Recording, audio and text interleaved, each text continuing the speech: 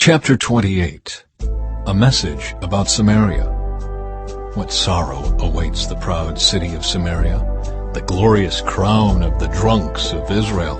It sits at the head of a fertile valley, but its glorious beauty will fade like a flower. It is the pride of a people brought down by wine. For the Lord will send a mighty army against it, like a mighty hailstorm and a torrential rain. They will burst upon it like a surging flood and smash it to the ground. The proud city of Samaria, the glorious crown of the drunks of Israel, will be trampled beneath its enemies' feet. It sits at the head of a fertile valley, but its glorious beauty will fade like a flower. Whoever sees it will snatch it up, as an early fig is quickly picked and eaten. Then at last the Lord of heaven's armies will himself be Israel's glorious crown. He will be the pride and joy of the remnant of his people. He will give a longing for justice to their judges. He will give great courage to their warriors who stand at the gates. Now, however, Israel is led by drunks who reel with wine and stagger with alcohol.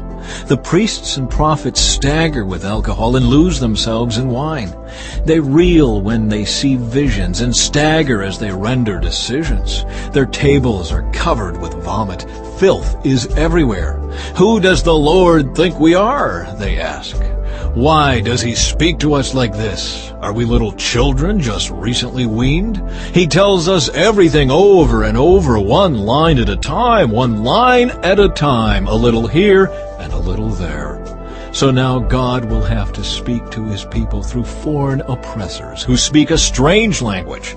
God has told his people, "Here is a place of rest. Let the weary rest here. This is a place of quiet rest." But they would not listen. So the Lord will spell out his message for them again, one line at a time, a little here and a little there, so that they will stumble and fall. They will be injured, trapped, and captured. Therefore listen to this message from the Lord, you scoffing rulers in Jerusalem. You boast, "We have struck a bargain to cheat death and have made a deal to dodge the grave. The coming destruction can never touch us, for we have built a strong refuge made of lies and deception." Therefore, this is what the sovereign Lord says. Look, I am placing a foundation stone in Jerusalem, a firm and tested stone.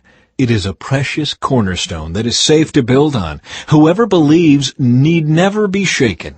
I will test you with the measuring line of justice and the plumb line of righteousness. Since your refuge is made of lies, a hailstorm will knock it down. Since it is made of deception, a flood will sweep it away.